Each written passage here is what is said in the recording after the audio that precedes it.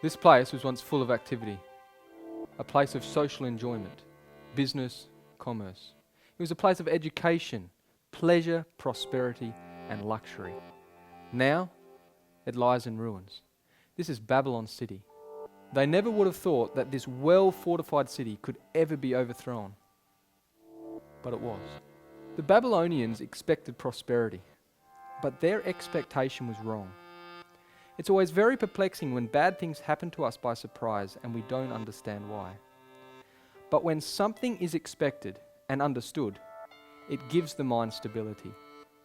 The author of the book of Daniel came from a ruined city, and he had an expectation, and this gave him stability of mind. God used this man Daniel to give an expectation to the king of Babylon, showing him what would happen to his kingdom and his beloved city. God wants you and me to have an expected end, and He's using the book of Daniel to show us what to expect in these last days. Jeremiah 29 verse 11 tells us, For I know the thoughts that I think toward you, saith the Lord, thoughts of peace and not of evil, to give you an expected end. God loves you and wants you to have an expected end. Unlike the Babylonians, we need to take heed to the warnings. I invite you to come with us as we go through the prophecies of Daniel, step by step, to see what God wants us to know.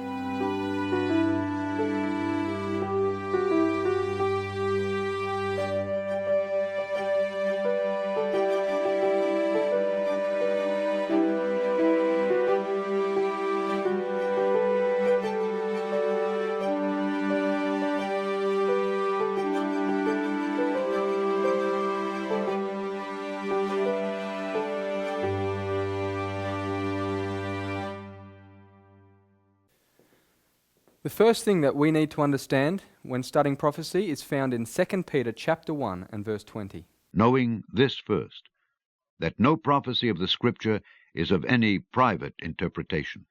This means that biblical prophecies are not concocted ideas. They are real events that really took place. Therefore, we need the pages of history, we need public knowledge to unlock the prophecies. Before we open the book of Daniel, we need historical context. In the year 760 BC, Assyria was driving for world domination. The capital city, Nineveh. The Assyrians were among the most feared and hated people of ancient times. And because of their wicked deeds, this nation's time was quickly drawing to an end. And as always, God wanted to give a warning before destruction. So God sent Jonah to Nineveh. And you can probably imagine why Jonah did not want to go, considering it was the metropolis of the world, it was crushing nations around it, and Jonah's own country was on their hit list. But after his uncomfortable Mediterranean detour, Jonah did go to Nineveh. And the warning was heeded to. From king to peasant, all repented. And God turned away from the judgment that was to come upon Assyria. This warning was lost sight of. And by 745 BC, Tiglath-Pileser III ascended the throne, and he took Assyria to new heights.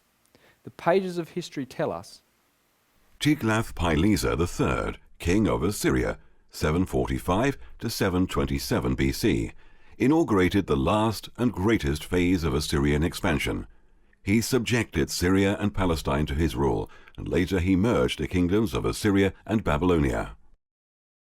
It was during the reign of Tiglath-Pileser III that Isaiah began his ministry. And God used Isaiah to give a warning to his people of the impending Assyrian invasion. O Assyrian, the rod of mine anger, and the staff in their hand is mine indignation. I will send him against an hypocritical nation, and against the people of my wrath will I give him a charge, to take the spoil and to take the prey, and to tread them down like the mire of the streets. During Isaiah's ministry, the kingdom of Israel was already divided into two parts. The northern kingdom, Israel, was comprised of 10 tribes, and its capital was Samaria. The southern kingdom, Judah, was comprised of 2 tribes, and its capital was Jerusalem. The ministry of Isaiah was conducted in the southern kingdom of Judah. The northern kingdom, Israel, had rejected warning after warning given by Elijah, Elisha, and Amos. And around 750 BC, Hosea sounded the final call. Hosea testified of the spiritual adultery taking place in Israel.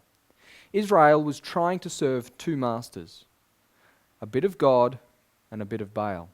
It's like a bit of Christ and a bit of the world, a bit of hot and a bit of cold. Israel became lukewarm, and Hosea's message was unheeded. And now Israel was without a prophet. And as the Bible says, where there is no vision, the people perish. For the children of Israel walked in all the sins of Jeroboam which he did.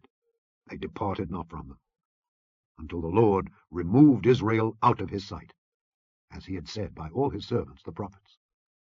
So was Israel carried away out of their own land to Assyria unto this day. These words of Scripture were fulfilled over a 10-year period. In 732 BC, Tiglath-Pileser took control of the northern portion of Israel. By 722 BC, King Shalmaneser came to complete the job. But Shalmaneser died while besieging the rebellious city of Samaria. And in the same year, his brother Sargon took control and completed the conquest and scattered Israel, while Judah remained. Therefore thus saith the Lord concerning the king of Assyria, He shall not come into this city, nor shoot an arrow there, nor come before it with shields, nor cast a bank against it. By the way that he came, by the same shall he return, and shall not come into this city, saith the Lord. For I will defend this city, to save it for mine own sake, and for my servant David's sake. Wherever there is great success, there is pride and arrogance. In 705 BC, Sennacherib ascended the throne of Assyria. And in his conquests, he came to the city of Jerusalem. He stood outside the city wall and mocked the people, saying, the Egyptians' God couldn't help them, the Medes' God couldn't help them, and all the nations' gods couldn't help them. Then Sennacherib boastfully said, neither can your God help you. But God had a big lesson to teach Sennacherib. And this lesson is recorded in Isaiah chapter 37. Then the angel of the Lord went forth, and smote in the camp of the Assyrians 185,000. And when they arose early in the morning, behold, they were all dead corpses. So Sennacherib king of Assyria departed, and went and returned and dwelt at Nineveh. 185,000 troops dead. Understandably, Sennacherib went straight home to Nineveh and stayed there. From then on, history tells us that Sennacherib engaged more in architectural work than in global conquests. But God had another warning to give to Assyria, and this is recorded in Isaiah chapter 10 and verse 12. Wherefore it shall come to pass, that when the Lord hath performed his whole work upon Mount Zion and on Jerusalem, I will punish the fruit of the stout heart of the king of Assyria, and the glory of his high looks. God always gives time for people to repent. And so time went on in the Assyrian Empire. By 699 BC, Ashurbanipal, the last great king, ascended the throne of Assyria. By 640 BC, God chose Nahum to be his prophet. Before the Assyrian Empire started declining, God sent Nahum to give a very clear warning to Nineveh of its destruction, as Jonah did over 100 years before, because God wanted Assyria to have an expected end. Behold, I am against thee, saith the Lord of hosts, and I will discover thy skirts upon thy face, and I will show the nations thy nakedness, and the kingdoms thy shame. And I will cast abominable filth upon thee, and make thee vile, and will set thee as a gazing stock. And it shall come to pass that all they that look upon thee shall flee from thee, and say, Nineveh is laid waste. Who will bemoan her? Whence shall I seek comforters for thee? Ashurbanipal rejected the warnings given by Nahum the prophet, and by 627 BC he died. Assyria then fell into civil war, and by 620 BC a man from the tribe of the Chaldees named Nebuchadnezzar gained control of Babylon. In 612 BC he sent his armies from Babylon to Nineveh, The general of the army was Nebuchadnezzar. Nebuchadnezzar completely annihilated Nineveh. And by 605 BC, he ascended the throne as sole ruler when his father, Nebuchadnezzar, died. And now God raises Daniel to give a warning to Nebuchadnezzar.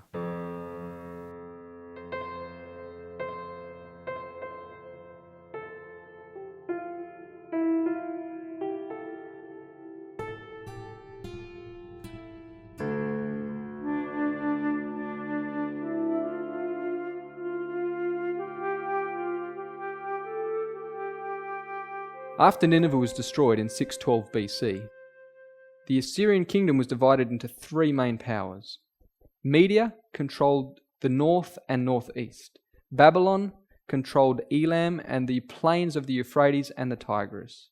Egypt controlled everything west of the Euphrates and North Africa. It was within this division that Egypt controlled that this city, Jerusalem, found herself paying homage to Egypt. The kingdom of Judah became a vassal unto the king of Egypt. This city trusted in Egypt for security instead of trusting to the Most High that ruleth in the kingdoms of men. The divine record shows us this in 2 Kings 23. And Pharaoh Necho made Eliakim the son of Josiah king in the room of Josiah his father, and turned his name to Jehoiakim, and took Jehoahaz away. And he came to Egypt and died there. And Jehoiakim gave the silver and the gold to Pharaoh, but he taxed the land to give the money according to the commandment of Pharaoh. He exacted the silver and the gold of the people of the land, of every one according to his taxation, to give it unto Pharaoh Necho. The growing power and ambition of Babylon soon led to a clash with Egypt. The Babylonian crown prince Nebuchadnezzar was taking control from his aging father. In 607 BC, Nebuchadnezzar embarks on a military campaign. This campaign took them, among other places, to Carchemish. It was there that the armies of Egypt and Babylon met during 605 BC, which was the fourth year of Jehoiakim's reign over Judah. In this battle at Carchemish, Pharaoh Necho and Nebuchadnezzar fulfilled the words of God in Jeremiah chapter 46. The word of the Lord which came to Jeremiah the prophet against the Gentiles. Against Egypt, against the army of Pharaoh Necho king of Egypt, which was by the river Euphrates, in Carchemish, which Nebuchadnezzar king of Babylon smote in the fourth year of Jehoiakim the son of Josiah king of Judah. The word that the Lord spake to Jeremiah the prophet, how Nebuchadnezzar king of Babylon should come and smite the land of Egypt. Declare ye in Egypt, stand fast and prepare thee, for the sword shall devour round about thee. The Lord of hosts, the God of Israel, saith, Behold, I will punish the multitude of No, and Pharaoh, and Egypt, with their gods and their kings, even Pharaoh, and all them that trust in him. And I will deliver them into the hand of those that seek their lives, and into the hand of Nebuchadnezzar king of Babylon, and into the hand of his servants. Egypt and their allies were overcome and put to flight in a single battle. Nebuchadnezzar stripped Pharaoh of his conquests and drove him back into Egypt. The completeness of this victory is recorded in 2 Kings chapter 24. And the king of Egypt came not again any more out of his land, for the king of Babylon had taken from the river of Egypt unto the river Euphrates all that pertained to the king of Egypt. History tells us that after this victory, Nebuchadnezzar's father died on the 16th of August, 605 BC. Within 3 weeks, Nebuchadnezzar was back into Babylon and ascended the throne as sole ruler, although he was already joint ruler in 607 BC, 2 years before. It was during this military campaign that Nebuchadnezzar came to this city, Jerusalem, and besieged it. It was the 3rd year of Jehoiakim's reign over Jerusalem. This was the accomplishment of the first words of the book of Daniel. In the 3rd year of the reign of Jehoiakim king of Judah came Nebuchadnezzar king of Babylon unto Jerusalem, and besieged it. And the Lord gave Jehoiakim king of Judah into his hand, with part of the vessels of the house of God, which he carried into the land of Shinar to the house of his God, and he brought the vessels into the treasure house of his God. It would have been a hard thing to have lived here and witnessed the terrors of battle, seeing your beloved city and the temple destroyed, the treasures taken, and worst of all, the young, talented children of the royal house taken captive.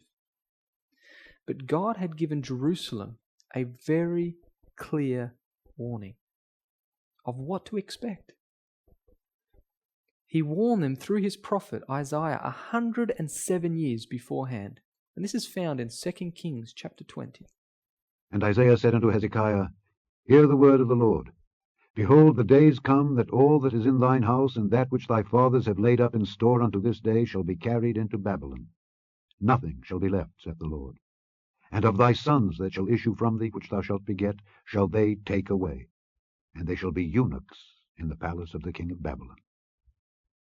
The Hebrews were taken captive into Babylon in 606 BC. This marks the beginning of the 70-year prophecy spoken by Jeremiah the prophet. As Daniel and his 3 friends went into Babylon, they went via Haran, and thus they retraced the steps that Abraham originally made when he was called out of the land of the Chaldees. These young men would have been greatly discouraged as they went into Babylon. But you can imagine how much comfort they received by the words recorded here in Jeremiah. For thus saith the Lord, that after 70 years be accomplished at Babylon, I will visit you, and perform my good word toward you, in causing you to return to this place. For I know the thoughts that I think toward you, saith the Lord, thoughts of peace, and not of evil, to give you an expected end. Then shall ye call upon me, and ye shall go and pray unto me, and I will hearken unto you. And ye shall seek me and find me, when ye shall search for me with all your heart. And I will be found of you, saith the Lord, and I will turn away your captivity, and I will gather you from all the nations, and from all the places whither I have driven you, saith the Lord. And I will bring you again into the place whence I caused you to be carried away captive. Daniel and his 3 friends sought the Lord during this catastrophic event, and they found God to be a personal comfort and guide. Have you found God in your calamities?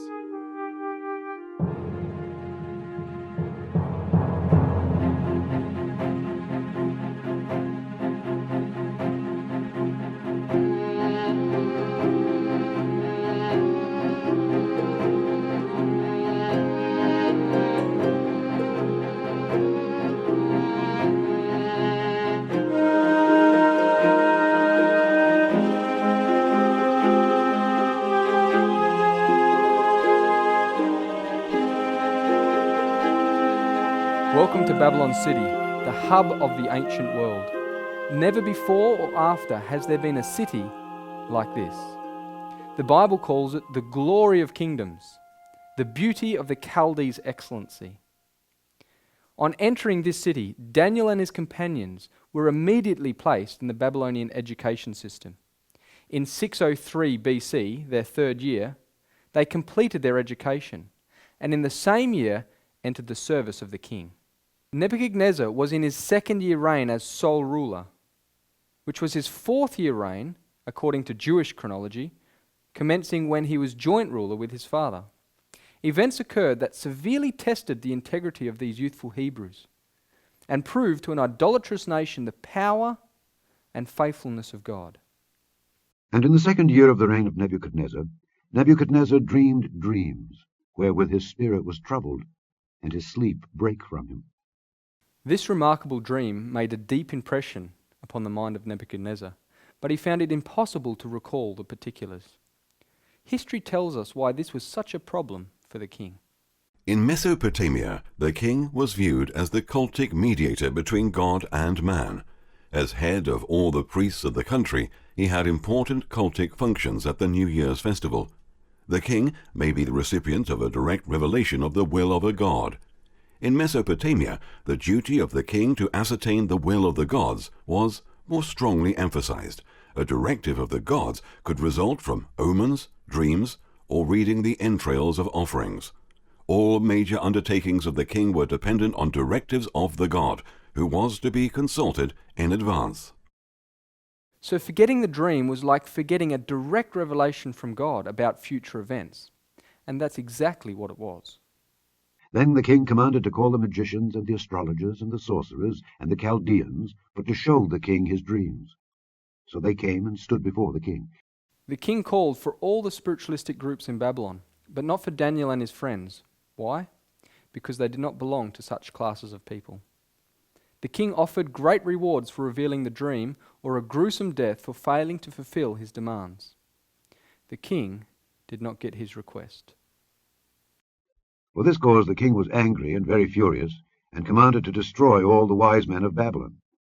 And the decree went forth that the wise men should be slain, and they sought Daniel and his fellows to be slain. After this decree, Daniel secured extra time from the king. The sacred record tells us that he returned home, informed his companions, and they sought the Lord to unveil the dream to them. Then was the secret revealed unto Daniel in a night vision. Then Daniel blessed the God of heaven.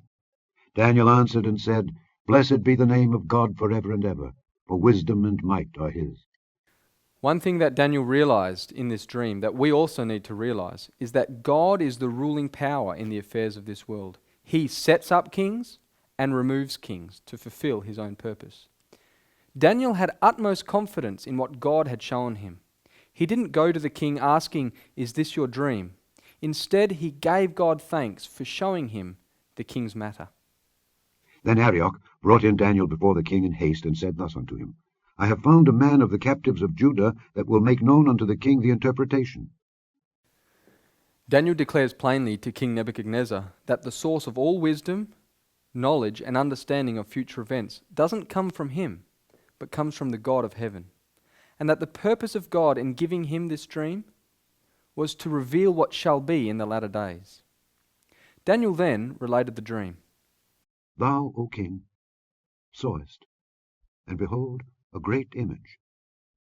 This great image, whose brightness was excellent, stood before thee, and the form thereof was terrible. This image's head was of fine gold, his breast and his arms of silver, his belly and his thighs of brass, his legs of iron, his feet part of iron, and part of clay. Thou sawest till that a stone was cut out without hands, which smote the image upon his feet that were of iron and clay, and brake them to pieces.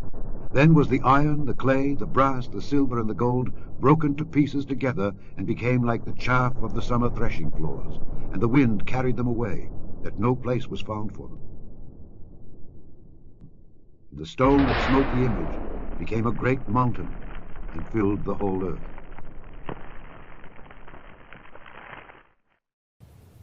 As Daniel related the facts, the dream came fresh to the king's mind. Nebuchadnezzar was an idolater. Therefore, this image was an object which at once commanded his attention and respect. This image is a comprehensive outline of world history. The glorious kingdom of Babylon formed the head of gold. All following kingdoms decreased in splendor but increased in strength, as shown by the grades of metal. First gold, then silver, brass, and iron. In the latter part of the world's history, a marked change was revealed in the iron mixed with clay, and the stone that destroyed these kingdoms and filled the whole earth with its own. Let us walk through history as we enlarge this interpretation. This is the dream, and we will tell the interpretation thereof before the king. Thou, O king, art a king of kings, for the God of heaven hath given thee a kingdom, power, and strength, and glory. And wheresoever the children of men dwell, the beasts of the field and the fowls of the heaven hath he given into thine hand, and hath made thee ruler over them all. Thou art this head of gold. Nebuchadnezzar reigned over Babylon for 43 years, from 605 BC to 562 BC. It was during this time that his kingdom rose to the nation that was represented by the golden head. Babylon was the recognized center of cultic religion, wealth, and education. Thus it was that all kingdoms and people were under the shadow of her influence and power. Gold flowed into Babylon from all provinces of its empire. The immense treasures gathered by King Solomon in Jerusalem were all taken by Nebuchadnezzar, giving to his kingdom a tremendous amount of gold. The Greek historian Herodotus visited this city about 454 BC and testified to the glory and splendor of this city. It was the golden kingdom of a golden age. Babylon, its metropolis, towered to a height never reached by any of its successors. Situated in the Garden of the East, laid out in a perfect square 60 miles in circumference, 15 miles on each side, surrounded by a wall 350 feet high and 87 feet thick, with a moat around it of equal cubic capacity.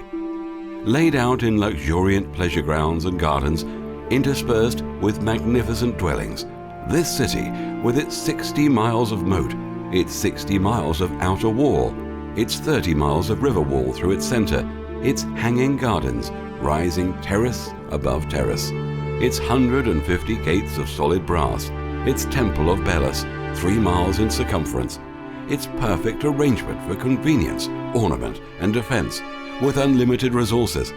This city was itself a wonder of the world. Never before saw the earth a city like this. Never since has it seen its equal. And there, with nations prostrate at her feet, Babylon was a true queen in peerless grandeur. The historian Gibbon records that the cities of the Babylonian Empire were plundered for almost 1,000 years, and still there was gold to be found. After the death of Nebuchadnezzar in 562 BC, he was followed by a succession of kings, which ended with Belshazzar and his father, who were overthrown by the Medes and Persians in 539 BC, fulfilling these words. And after thee shall arise another kingdom inferior to thee.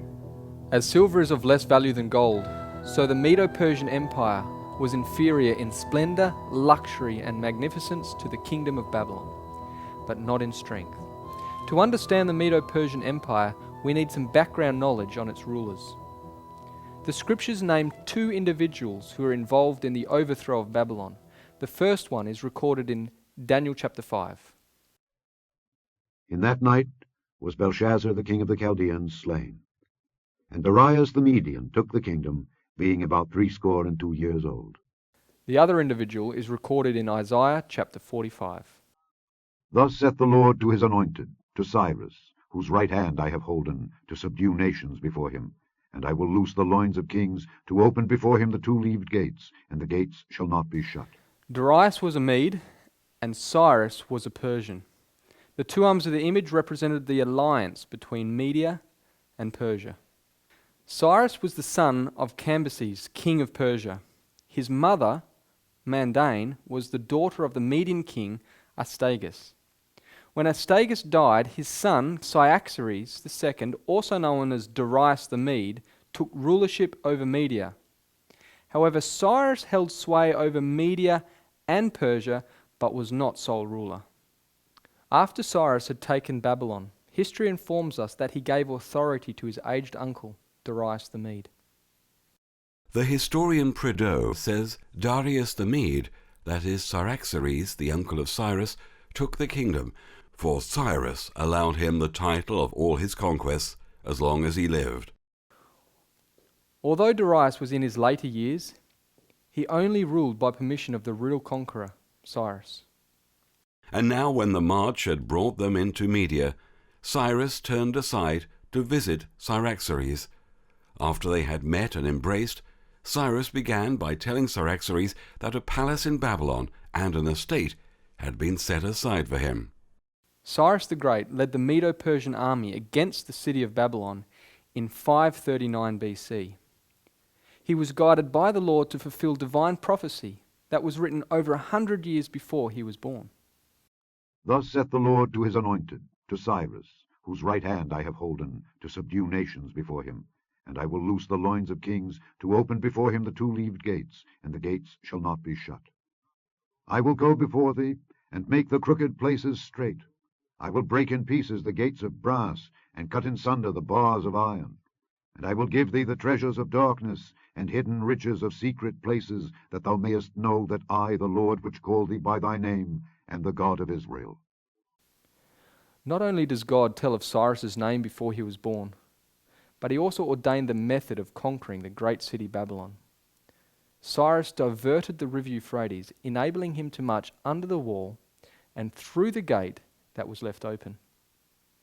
However, by this time the trenches were dug, And Cyrus heard that it was a time of high festival in Babylon, when the citizens drink and make merry the whole night long. As soon as the darkness fell, he set his men to work.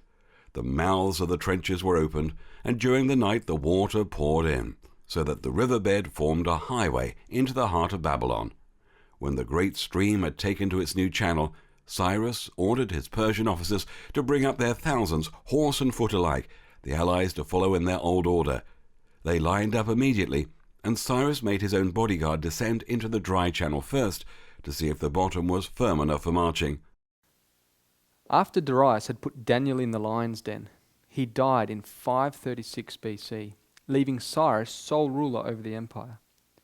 Cyrus was a believer in religious liberty, and in the same year, 536, he made his famous decree allowing the Jews to return home to Jerusalem, undoing what Nebuchadnezzar had done in 606 BC when he first besieged Jerusalem and took the Jews captive into Babylon, thus completing the prophecy spoken by Jeremiah. For thus saith the Lord, that after 70 years be accomplished at Babylon, I will visit you, and perform my good word toward you in causing you to return to this place. After the death of Cyrus, his son Cambyses II ruled for 7 years, from 530 to 523 BC.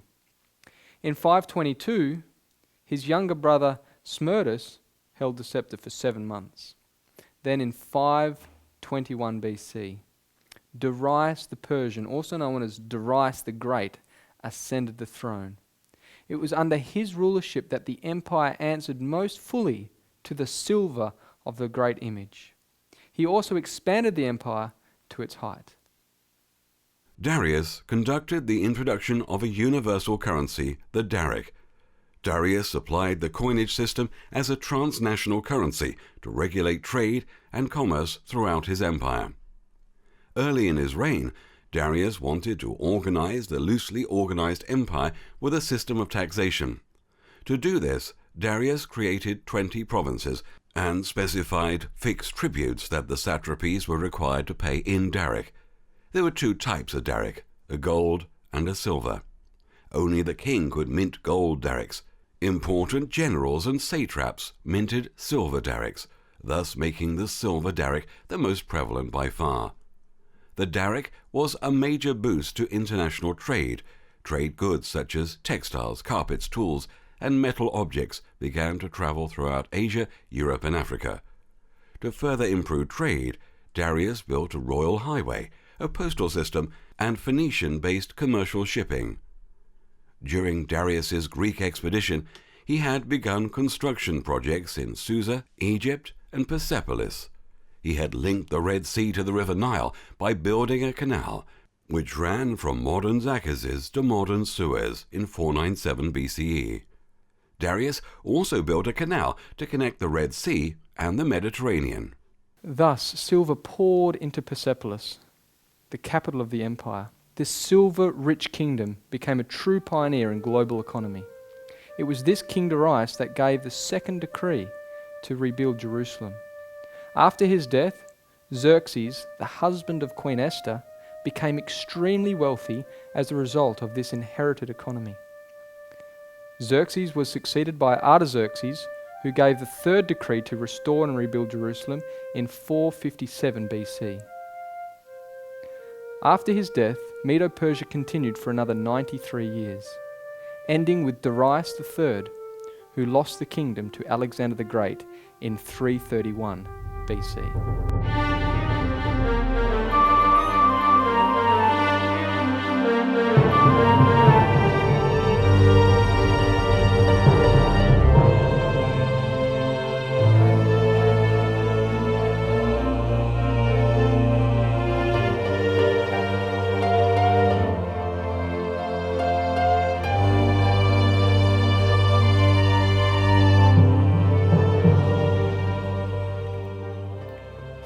Welcome to this ancient citadel, known as the Acropolis. This place was brought to ruins by Xerxes, the husband of Queen Esther, in 480 BC during the Battle of Salamina. During the time of the Medo-Persian Empire, the Greeks were not a united people. Greek territory was made up of many city-states, each having their own king or government. Fighting among these states was common. Athens and Sparta have become notorious for such battles. Within the northern state of Macedon, a man named Philip ascended the throne in 359 BC. King Philip II of Macedon united the greater part of Greece through diplomacy and warfare. In 337 BC, he created the League of Corinth. Many of the city-states became members of this league. In 336 BC, he died, leaving a united Greece to his successor and son, Alexander. With this united front, the young king Alexander was now in a position to lead the Greeks to the fulfillment of biblical prophecy. And another third kingdom of brass, which shall bear rule over all the earth. Brass was used by God to represent the Greek Empire, although the brass of the Bible is referring to a copper alloy known today as bronze. Thus we have the three classical metals, gold, silver, and bronze. The Greeks were experts at smelting bronze. The soldiers wore breastplates of bronze, helmets of bronze, carried shields of bronze, and used swords made from bronze. The success of the Greek and Macedonian army was largely found in their leader, Alexander. At age 13, Alexander was schooled by Aristotle. At age 16, he was a warrior in the army. At age 18, he was general. At age 20, he was proclaimed king. At age 26, he had conquered the Persian Empire and was named Lord of Asia. Throughout all his life, he never lost a battle. And then, on the 10th of June, 323 BC, Alexander died in Babylon. When Alexander the Great died, he left behind a huge empire. Alexander's empire stretched from his homeland of Macedon through the Greek city-states that his father had subdued, to Bactria and parts of India in the east. It included Anatolia, the Levant, Egypt, Babylonia, and Persia. Without a chosen heir, there was an immediate dispute among his generals as to who should be his successor. This was the beginning of the Hellenistic period of Greek history. Greek territory was ruled by several Greek dynasties for over 160 years, until the iron power of Rome was felt. Hellenization denotes the spread of Greek language, culture, and population into the former Persian Empire after the death of Alexander. Greece was now the world-dominating power, but she was altogether different from the preceding two. Instead of gaining control through the power of government or religion, the Greeks gained control of the world through the power of the intellect, through education, arts, exploration, literature, theatre, architecture, music, mathematics, philosophy, science, and Olympic sports. But in 168 BC, the Roman army defeated the Macedonian and Greek allies in the Battle of Pydna. Greece then was incorporated into the Roman Empire.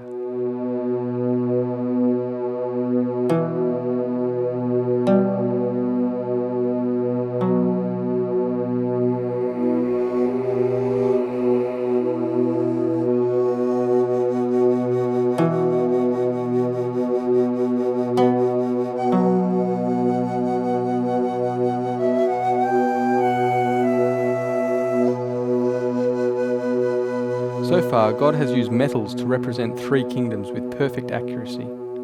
We will now see why God chose iron to represent the fourth. And the fourth kingdom shall be strong as iron, for as much as iron breaketh in pieces and subdueth all things. And as iron that breaketh all these shall it break in pieces and bruise. This is undoubtedly the Empire of Rome. The secular historian Edward Gibbon makes this remarkable statement regarding her iron power.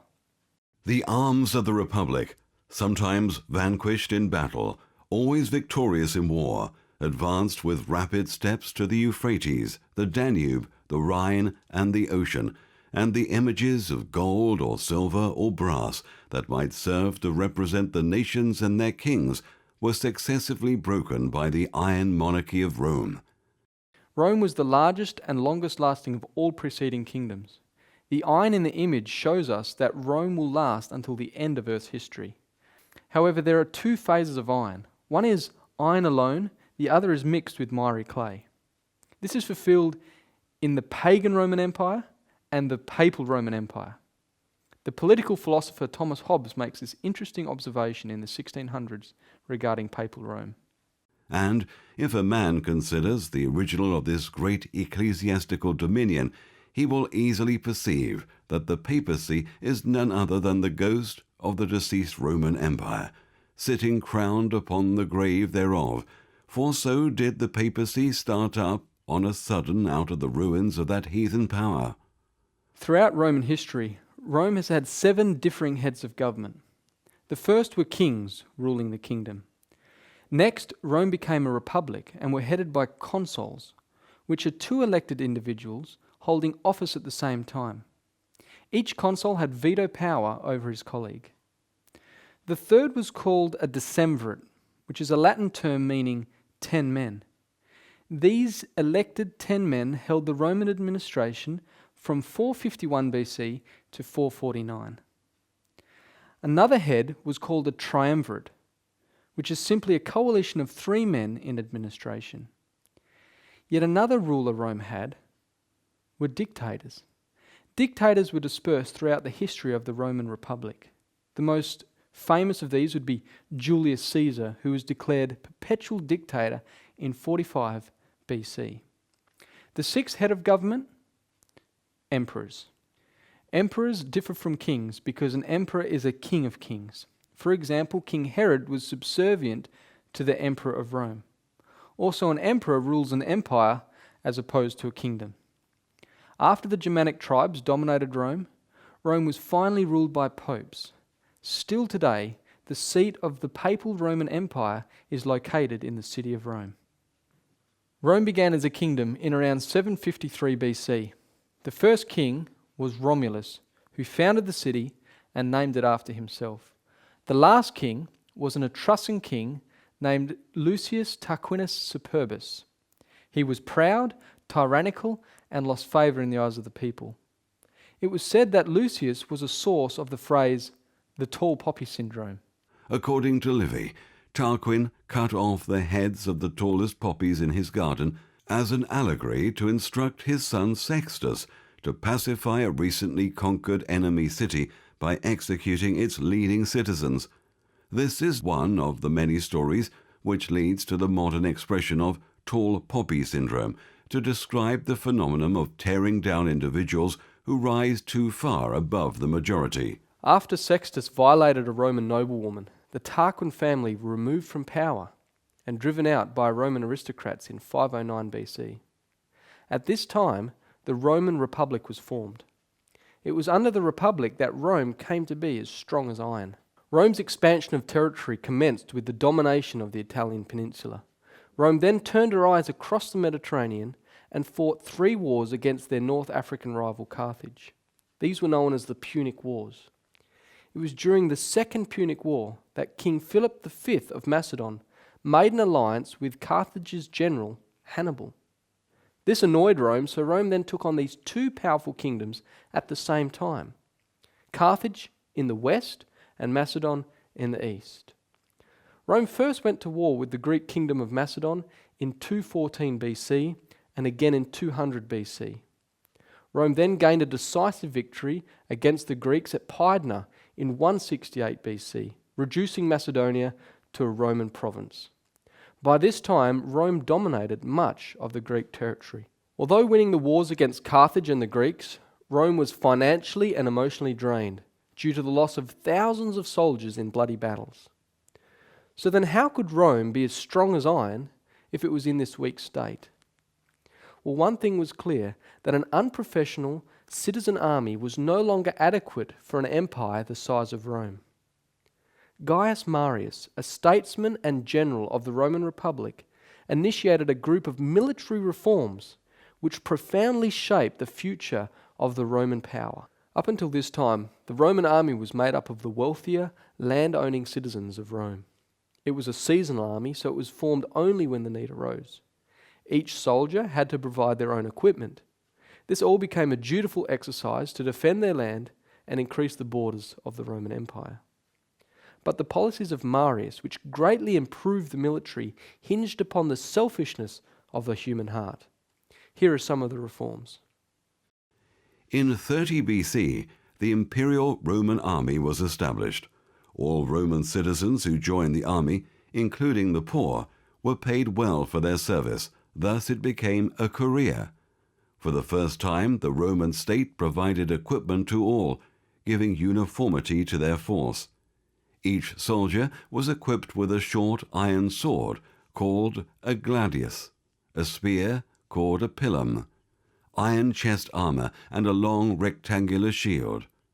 The soldiers were offered inducements and bonuses through spoils gained in conquering new territory. Retirement benefits in the form of land grants were also provided. This was very enticing for the landless poor citizens of Rome. They were required to enlist for some 20 years of full military service, but many served as long as 30 to 40 years, thus giving Rome a standing professional army. Can you see how these policies played on human greed? For many of the soldiers, it was all about personal gain. Look at what the prophet John the Baptist had to say to these Roman soldiers. And the soldiers likewise demanded of him, saying, And what shall we do?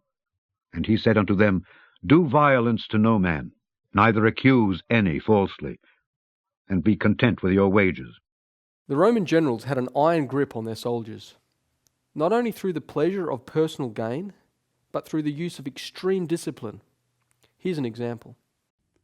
Decimation was a form of military discipline used by senior commanders in the Roman army to punish mutinous or cowardly soldiers. The word decimation is derived from Latin, meaning removal of a tenth. A cohort selected for punishment by decimation was divided into groups of 10. Each group drew lots, sortition, and the soldier on whom the lot fell was executed by his 9 comrades, often by stoning or clubbing. The remaining soldiers were often given rations of barley instead of wheat. When you compare these methods with dutiful service to a king or state like other kingdoms, you get a glimpse at the secret behind the strength of Rome. As a result of the military reforms made by Marius, the Roman generals, who were often political leaders, became too powerful within the Roman Republic. This caused the downfall of the Republic and the beginning of the emperors. The first emperor was Gaius Octavius, also known as Caesar Augustus. He became emperor in 27 BC. Augustus was the emperor when Jesus Christ was born. His successor, Tiberius Caesar, was emperor during Christ's crucifixion, resurrection, and ascension. Augustus also played on the base nature of man through pleasure and fear in order to have an iron control not only over the military, but also over the populace of the Roman Empire. At this point in Roman history, unemployment was high. Large agricultural estates were supported by government grants, and these estates exploited slave labour from conquered lands. Small farms couldn't compete and gradually went out of business. This caused an influx of the unemployed into the cities. Augustus maintained control of these idle citizens through the pleasure and fear principle. The Emperor Augustus was well aware of this risk and was keen to keep the poorest plebeians happy enough and reasonably well fed so that they would not riot. He began the system of state bribery that the writer Juvenal described as bread and circuses. Free grain and controlled food prices meant that plebeians could not starve, while free entertainment such as chariot races and gladiators in amphitheatres and the Circus Maximus meant that they would not get bored and restless. Bribery it may have been, but it often worked. Bread and circuses gave the people an addiction to the Western lifestyle that Rome promoted. Rome built many entertainment centres in order to keep the masses amused. About 230 Roman amphitheatres have been found across the area of the Roman Empire. They were used for events such as gladiator combats, chariot races, venations, or animal slayings, and executions. Amphitheatres are distinguished from circuses, from hippodromes, which were usually rectangular and built mainly for racing events, and from stadia, built for athletics. Imperial amphitheatres comfortably accommodated 40,000 to 60,000 spectators, or up to 100,000 in the largest venues, and were only outdone by the hippodromes in seating capacity. Rome also employed capital punishment as a penalty for disobedience or rebellion. The Apostle Paul was charged before the Roman government for being a ringleader of a worldwide uprising. For we have found this man a pestilent fellow, and a mover of sedition among all the Jews throughout the world, and a ringleader of the sect of the Nazarenes. Consequently, Paul was brought before Nero in Rome and was beheaded for his Christian faith. Nero marks the beginning of the Christian persecution. These persecutions, beginning under Nero about the time of the martyrdom of Paul, continued with greater or less fury for centuries. Christians were falsely accused of the most dreadful crimes and declared to be the cause of great calamities. As they became the objects of popular hatred and suspicion, informers stood ready, for the sake of gain, to betray the innocent. They were condemned as rebels against the empire, as foes of religion, and pests to society. Great numbers were thrown to wild beasts or burned alive in the amphitheatre. Some were crucified, others were covered with the skins of wild animals and thrust into the arena to be torn by dogs. Their punishment was often made the chief entertainment at public fetes. Vast multitudes assembled to enjoy the sight and greeted their dying agonies with laughter and applause. This policy of offering a combination of rewards and punishment to induce behaviour was a strength of Rome's iron power over the military and the masses. After Nero's death, another dynasty of Roman emperors arose, including Vespasian and his son Titus, who destroyed the city of Jerusalem in AD 70. Rome then continued for another 235 years until the reign of Constantine, which saw the empire divide, the capital city relocate, and a new state religion introduced. From Constantine onward, the Roman Empire was never the same again. Foreign elements were introduced, and the iron began to be mixed with miry clay. And whereas thou sawest the feet and toes, part of potter's clay and part of iron, the kingdom shall be divided. But there shall be in it of the strength of the iron, or as much as thou sawest the iron mixed with miry clay. This prophecy of the division of the Roman Empire began as fulfillment during the 3rd century AD. The Roman army was struggling to maintain the large borders of its empire. Due to internal and external pressures, Rome lost control of a significant portion of its eastern territory to the powerful trading city of Palmyra. By 271 AD, the Palmyran Empire controlled a large portion of Asia Minor, spreading all the way down to Egypt. At the same time, the western frontier fell to a mutinous Roman army, which established their kingdom known as the Gallic Empire, which held sway over Gaul, Spain, and Britain. In 270 AD, during the height of this crisis, Emperor Aurelian emerged.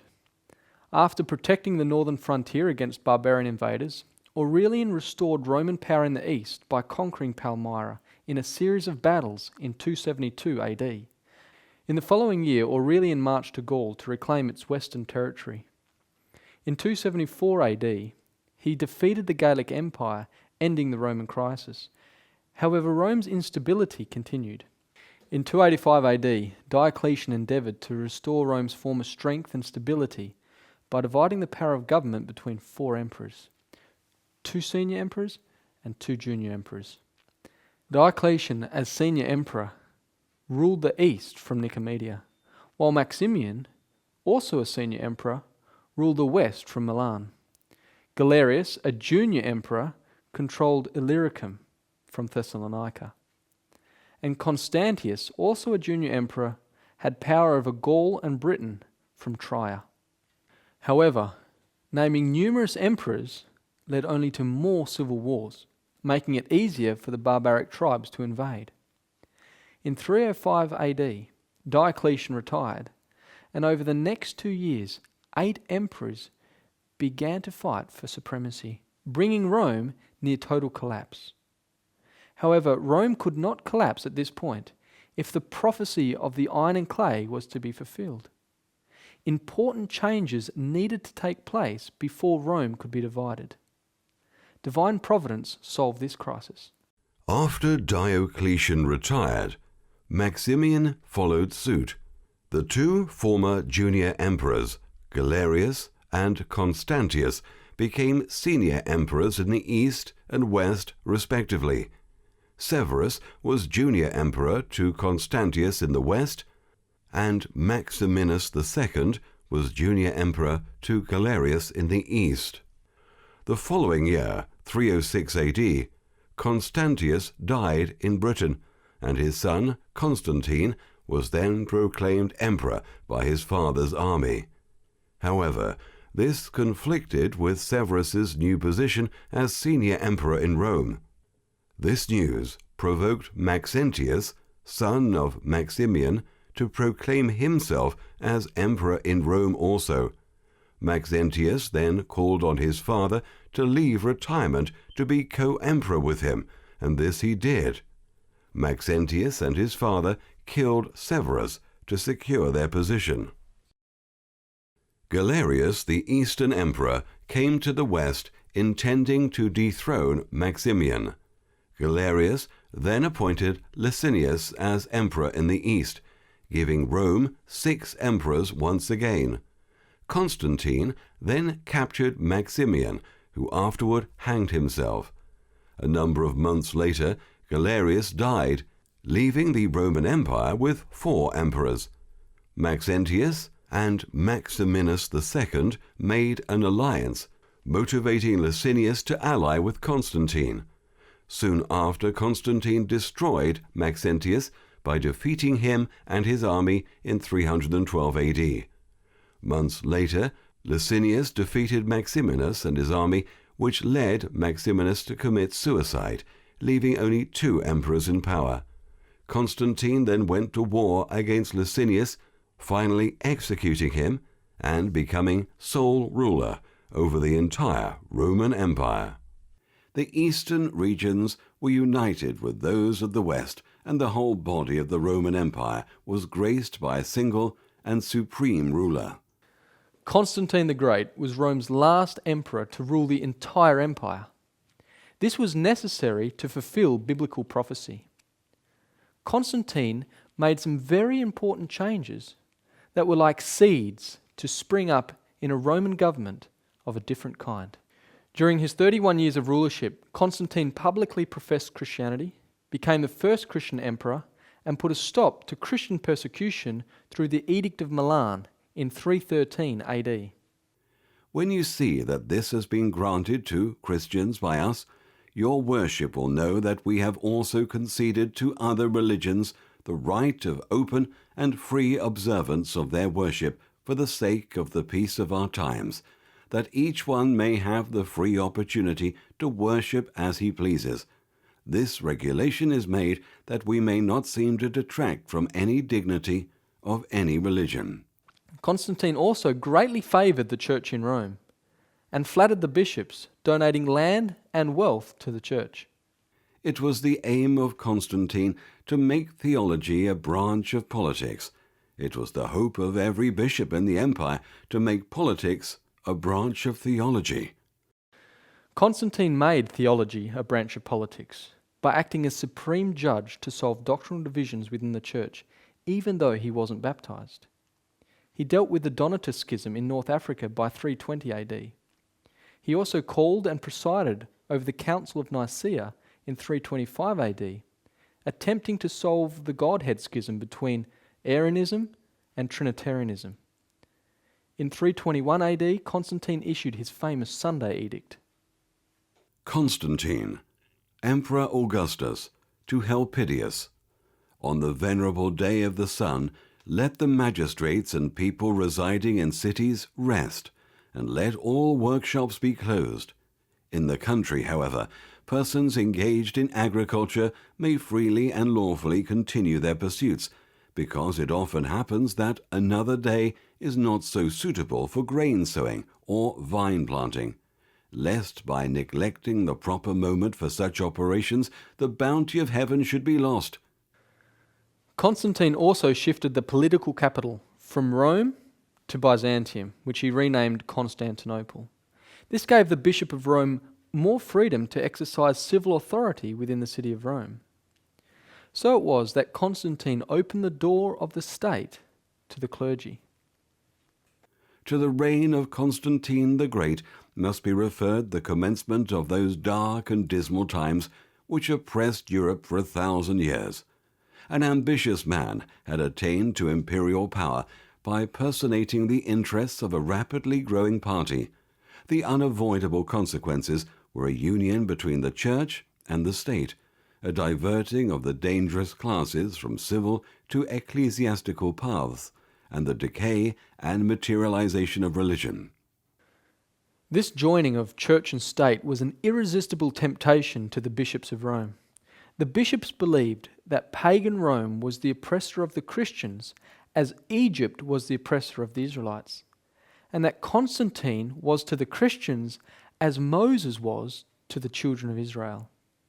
The Roman historian and bishop Eusebius, who lived in the days of Constantine, writes this: For as once in the days of Moses and the Hebrew nation, who were worshippers of God, he cast Pharaoh's chariots and his host into the waves, and drowned his chosen chariot captains in the Red Sea, so at this time did Maxentius and the soldiers and guards with him sink to the bottom as a stone, when in his flight before the divinely aided forces of Constantine he essayed to cross the river which lay in his way. They also believed that the church was to be a theocracy, a nation to overrule nations, as Israel was in the days of King David. This idea appears clear and full in Eusebius's book, The Life of Constantine. Furthermore, the bishops believed that this new theocracy would be governed by the church officers. Accordingly, the bishops considered themselves as invested with a rank and a character similar to those of the high priest among the Jews, while the presbyters represented the priests and the deacons the Levites. This is how the Bishop of Rome became known as the High Priest, or in Latin, Pontificus Maximus. With the combination of Constantine joining church and state with the erroneous beliefs of the bishops, the seed was firmly sown that would spring up as Papal Rome. With Constantine's life work complete, he died in 337 AD. The old Roman Empire could now descend into division. The kingdom shall be divided. Now we will consider the history that fulfills this prophecy. The northern borders of the Roman Empire were the Rhine and Danube rivers. Julius Caesar named the regions east of the Rhine Germania. Within these regions lay a multitude of ethnic tribes. All these tribes have become known as the Germanic tribes. The Romans called them barbarians. Among these were the Angles, the Jutes, the Saxons, the Thuringians, the Vandals, the Suevi, the Burgundians, the Franks, the Alemanni, the Visigoths, the Ostrogoths, the Gepids, the Heruli, the Lombards, and the list goes on. For decades, various barbaric tribes were making continual incursions into Roman territory. The Roman army maintained the borders until the Huns appeared in Europe. The Huns were a savage nomadic people who originated from China. As the Huns moved toward the Germanic tribes, this ignited the great migration of the Germanic peoples into the weak Roman Empire. This was only about 25 years after Rome was divided between Constantine's three sons. In 351 AD, the Franks and Alemanni crossed the Rhine, never to return. The Alemanni settled in Agri Decimates, from the River Main to Lake Constance. They spread to the regions of Alsace-Lorraine and extended to Seine by 455 AD. The Franks settled in Gaul and extended to Somme and Seine by 455 AD. These two tribes are the roots of modern-day France and Germany. The territory of these two great confederacies, the Franks and the Alemanni, is constantly spoken of by contemporary writers as Francia and Alemannia. We feel that we are standing on the verge of modern history when we recognize in these two names the France and the Alemannia of the French newspaper of today.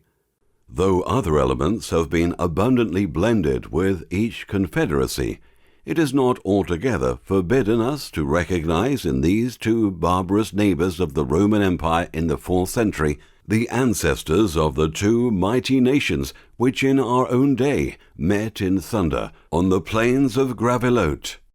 As the Huns pushed into Europe in 370 AD, fear fell on all the barbaric tribes. As warriors, the Huns inspired almost unparalleled fear throughout Europe. They were amazingly accurate mounted archers, and their complete command of horsemanship, their ferocious charges and unpredictable retreats, and the speed of their strategical movements brought them overwhelming victories. As the Huns advanced into Germania, many tribes were forced aside like the bow wave of a ship. The Alani were dispersed and joined other Germanic tribes. The Huns drove the Ostrogoths, or the Eastern Goths, upon the Visigoths, or Western Goths, who were hemmed in by the Danube, but compelled to cross it into Roman territory in 376 AD. As a band of refugees, the Visigoths looked to the Eastern Roman Emperor for safety. After many years of cruel treatment at the hand of the Eastern Empire, the Visigoth king Alaric arose in 395 AD. Alaric led his people through Pannonia and into Milan by 408. Next, he advanced down the peninsula and sacked Rome in 410 AD. The Visigoths then moved into southern Gaul and finally settled in Spain by 466 AD. Their depredations culminated in the sack of Rome in 410. In the same year, Alaric died and was succeeded by Ataulfus, who led the Visigoths to settle first in southern Gaul, then in Spain. Not only the Goths, but other Germanic tribes could not withstand the rapid progress of the Huns. The Burgundians, Vandals, Suevi, and the Alani temporarily united, and on December 31, 406 AD, this confederacy crossed over the frozen Rhine and entered into Roman territory. The victorious Confederates pursued their march, and on the last day of the year, 406, in a season when the waters of the Rhine were most probably frozen, they entered, without opposition, the defenceless provinces of Gaul. This memorable passage of the Suevi, the Vandals, the Alani, the Burgundians, who never afterwards retreated, may be considered as the fall of the Roman Empire in the countries beyond the Alps, and the barriers which had so long separated the savage and the civilized nations of the earth were from that fatal moment levelled with the ground. The Burgundians settled in Burgundy in 420 AD and went on to spread over West Switzerland and the valley of the Rhine between 443 and 476 AD. The Suevi, Vandals and Alani moved down into Spain by 409 AD. In 418, the Alani king Atassus was killed by the incoming Visigoths. The Alani then offered their crown to the Vandal king Gunderic. As a result, the separate ethnic identity of the Alani was lost to the Vandals. As the Visigoths moved into Spain, they pushed the Suevi into Galicia, where they settled and established a kingdom which incorporated other small Germanic tribes like the Quadi, Buri, and the Marcomanni, who had also left Germania. The Suebic kingdom spread throughout what is now Portugal by 466 AD. The Vandals, on the other hand, had an open door into North Africa. So it was in May 429 AD the Vandals crossed the Strait of Gibraltar and began their settlement. By 439, the Vandals spread their kingdom to the stronghold of Carthage. The Vandals, as we know, ruled Africa from Carthage. The Burgundians were settled in the valley of the Rhine, and their chief capital was Lyon. The Suevi held the greater part of southern and western Spain, and their capital was Astorga. While Spain was being overtaken, Rome pulled back its troops from Britain by 409 AD in order to protect territory closer to Rome. This action made the Roman British people vulnerable. Some Celtic tribes immediately took advantage of this situation. The Picts invaded from the north and the Scots from the west. However, the Celtic people were about to meet their match. A number of Germanic tribes had their sights set on Britain. The Saxons were invited by the Britons to help fend off the Picts and the Scots. So it was that the Saxons arrived on British soil. They came by invitation of Vortigern, king of the Britons. The king gave them land in the southeast of the country, on condition that they should fight against the Picts, and they did fight, and had the victory wheresoever they came. And then they sent for the Angles, and told them of the worthlessness of the people, and the excellencies of the land. This is the Saxon narrative. The Saxons pushed the Picts back past the old Roman frontier, preventing the Celts from gaining control of Britain. But the Saxons turned against the Britons whom they had come to help. The Angles and Jutes from Denmark and the Frisians from France also joined the Saxons in the invasion of Britain. The native Britons were then pushed into the southwestern corner, known today as Wales. The Angles and Saxons then dominated the British island. So it is from 449 AD that the history of Angleland, or England, begins. 4 years after the Saxons placed their feet on British soil, the kingdom of Attila the Hun came to a sudden stop in 453 AD. As you have seen, many of the Germanic tribes escaped the Huns by migrating into Roman territory, but not all. The Hunnic kingdom dominated and incorporated many tribes like the Gepids, the Thuringians, the Lombards, the Ostrogoths, the Huruli, and the Rugian. When Attila the Hun died on his wedding night, his large empire practically vanished, giving independence to the tribes once under his control. In 453 AD, the Ostrogothic kingdom established themselves within the borders of the Roman Empire in the lands of Pannonia. When the Hunnish Empire broke in pieces on the death of Attila, AD 453, the East Goths recovered their full independence. They now entered into relations with the empire and settled on lands in Pannonia. Likewise, the Lombards regained their freedom after the death of Attila the Hun. Attila's sudden death, either by hemorrhage or the vengeance of his Burgundian bride, checked the progress of the Hunnish Empire. The Ostrogoths, the Gepidi, and the Langobards obtained their independence after a severe struggle, whilst the remains of the nomadic Huns were lost in the rich pastoral steppes of southern Russia. The Lombards first settled within the Roman territory of Noricum in 453 AD. The Thuringians filled some of the void left in Germania by the Great Migration, but did not settle within Roman territory. The Gepids were overthrown by the Ostrogoths, Lombards, and an Asian tribe called the Avars.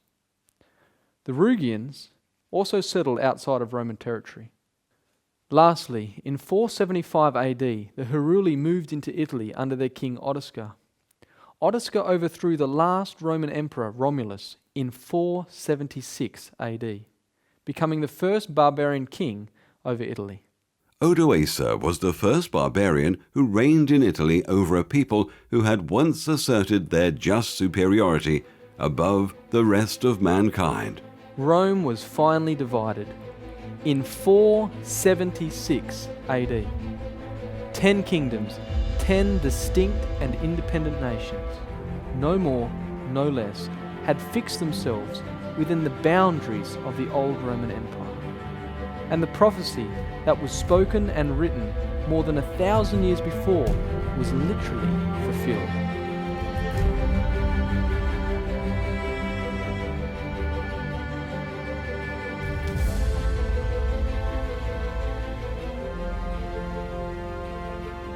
Although Rome lost its territory to the various nations of Europe, it regained its territory in the hearts and minds of mankind. Divine prophecy foretold Rome would remain until the end of earthly kingdoms. Rome evolved from the old pagan empire into a religious power that is still felt today. As Rome was being pulled apart by the Germanic invasions, the Church of Rome played an important role to secure its own existence. In 460 AD, Pope Leo the Great said this: While Romulus and Remus were the twin founders of ancient Rome, it was through the missionary efforts of the apostles Peter and Paul that Rome, the mother of error, was transformed into the daughter of truth. Rome did not really pave the way for the Christian faith. Rather, the Christian faith paved the way for Rome to be transformed into the Christian city that it was meant to be.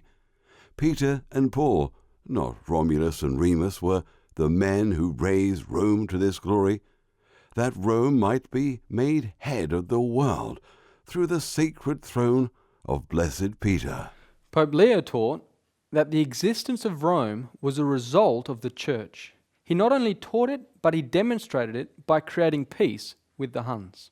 It became clear that neither the emperor nor the Magister Militum had any chance of halting the Huns' advance. So Leo the Great, Bishop of Rome and first Pope of the Christian Church, took matters into his own hands. He travelled north to intercede with the king of the Huns on his own. Attila agreed to see him, and the two men met at the Po River. Afterwards Leo never wrote or spoke of what had passed between them, but when the audience had ended, Attila had agreed for peace. Leo returned to Rome, haloed with victory. For the first time in history, a bishop had taken the emperor's job. As spiritual leader, he could also claim the right to guarantee the Church's physical survival. So after the division of the Roman Empire, the Church of Rome had secured its place as a power that would last to the end of time. And as the toes of the feet were part of iron and part of clay, so the kingdom shall be partly strong and partly broken. And whereas thou sawest iron mixed with miry clay, they shall mingle themselves with the seed of men. But they shall not cleave one to another, even as iron is not mixed with clay. Since the fall of the Roman Empire, many attempts to unite the nations into one distinct nation have been made. However, the prophecy simply states, "But they shall not cleave one to another, even as iron is not mixed with clay." In 711 AD began an Islamic invasion of the old Roman Empire's territory. The Muslim power gained control of North Africa, Spain, Portugal, and part of France, but failed to subdue the entire region. In 768, Charlemagne, King of France, expanded his territory and became the protector of Papal Rome. He made incursions into Muslim Spain and removed the Lombards from power in Italy. Papal Rome established the Holy Roman Empire in an attempt to recreate the old Empire of Rome.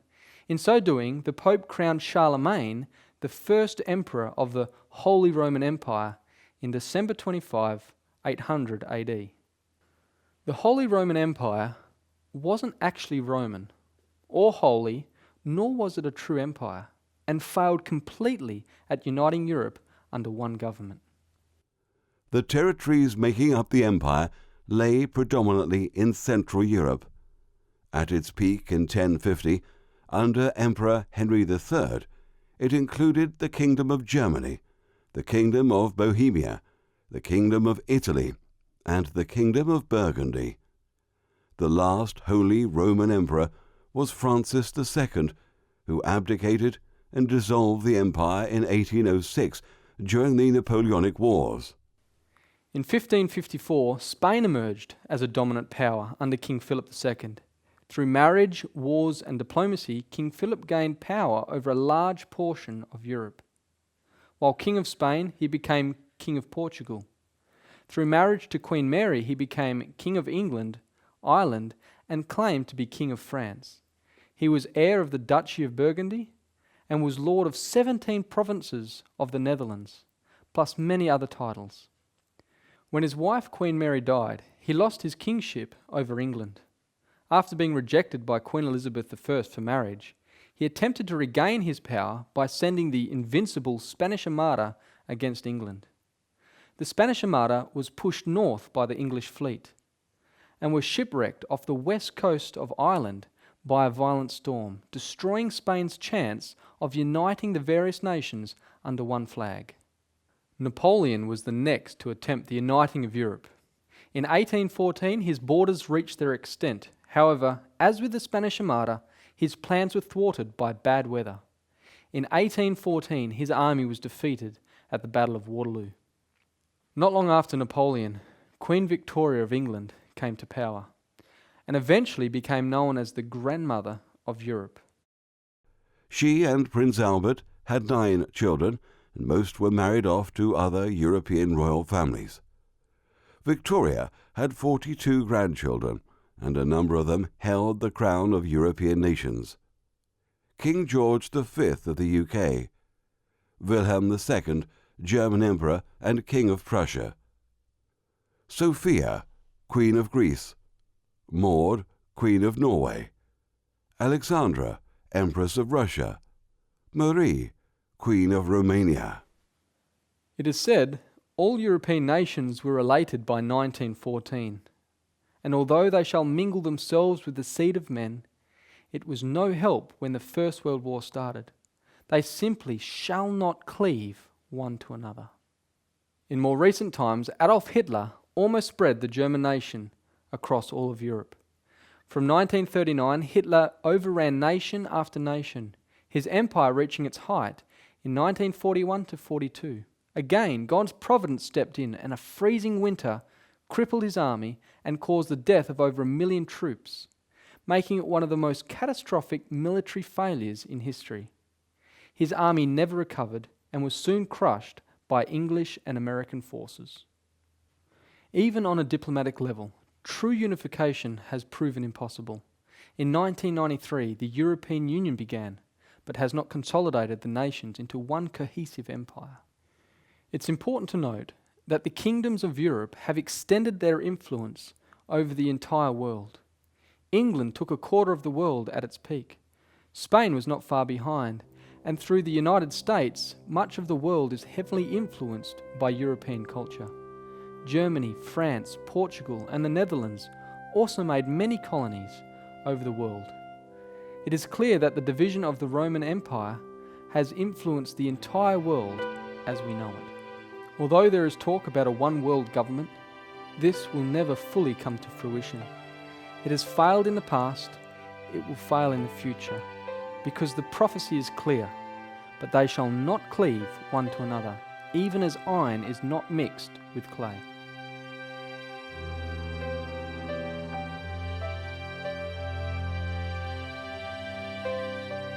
The climax of the prophecy is here brought to view. When the history of nations is considered, it is very clear that kingdoms come and kingdoms go. But here is presented a kingdom that will not be destroyed. And in the days of these kings shall the God of heaven set up a kingdom which shall never be destroyed. And the kingdom shall not be left to other people, but it shall break in pieces and consume all these kingdoms, and it shall stand forever. The reason for this is found in the next verse. Forasmuch as thou sawest that the stone was cut out of the mountain without hands, and that it brake in pieces the iron, the brass, the clay, the silver, and the gold, the great God hath made known to the king what shall come to pass hereafter. That it was cut out without hands is the reason given that it will never be destroyed. What is the stone, and what is meant that it was cut out without hands? Jesus Christ, when speaking to the Jews, tells us what this crushing stone is. And he beheld them, and said, What is this then that is written? The stone which the builders rejected, the same is become the head of the corner. Whosoever shall fall upon that stone shall be broken, but on whomsoever it shall fall, it will grind him to powder. Speaking to the Jews again, Jesus tells us what it means to be cut out without hands. I will destroy this temple that is made with hands, and within 3 days I will build another made without hands. In this statement Jesus made, he was speaking about the temple of his body. Jesus answered and said unto them, Destroy this temple, and in 3 days I will raise it up. Then said the Jews, 46 years was this temple in building, and wilt thou rear it up in 3 days? But he spoke of the temple of his body. The meaning is clear. With hands means the thing is accomplished through a human agency. Without hands means through a supernatural agency. This is further proven in the book of Hebrews. But Christ being come and high priest of good things to come, by a greater and more perfect tabernacle, not made with hands, that is to say, not of this building. Moses built the Hebrew sanctuary with all its offerings and ceremonies. This was done through the human agency. But when Christ went to heaven after his resurrection, he entered into the heavenly sanctuary. And that is referred to as not being made with hands. In other words, there was no human input into the building of it. The mountain that was the origin of the stone is recorded in Hebrews 12, verse 22. But ye are come unto Mount Zion, and unto the city of the living God, the heavenly Jerusalem, and to an innumerable company of angels. Therefore, this stone that is cut out without hands refers to the resurrected, glorified Christ, who will leave the heavenly city known as Mount Zion, return to earth in a physical, literal, and visible manner as king and ruler of this world. This stone is not any particular church or religious organization, because these are all administered by human beings. It is important to note that this final and everlasting dominion is set up without human power or help. No human agency is responsible for the stone being cut out of the mountain, nor responsible for it being hurled with great force against the image. The setting up of this everlasting kingdom and the destruction of the earthly dominions are accomplished by Jesus Christ himself. The timing of the setting up of this final kingdom is clearly indicated, although no exact time is given. A waymark is clearly laid out before us. And in the days of these kings shall the God of heaven set up a kingdom which shall never be destroyed. The plurality of kings here mentioned refers to the division made after the fall of the Roman Empire in 476 AD. We are currently still living in this European division, and therefore are living in the days of these kings or kingdoms. So the kingdom that is yet to be realized is to be done so during the existence of the various nations of Europe, and before any one world government comes to fruition. Now, some may say that the kingdom was realized during the first advent of Jesus Christ. Christ plainly taught that his kingdom was still future when he had the Last Supper with his disciples. And he took the cup and gave thanks, and said, Take this, and divide it among yourselves. For I say unto you, I will not drink of the fruit of the vine until the kingdom of God shall come. Again, Christ did not set up this kingdom before his ascension. When they therefore were come together, they asked of him, saying, Lord, wilt thou at this time restore again the kingdom to Israel?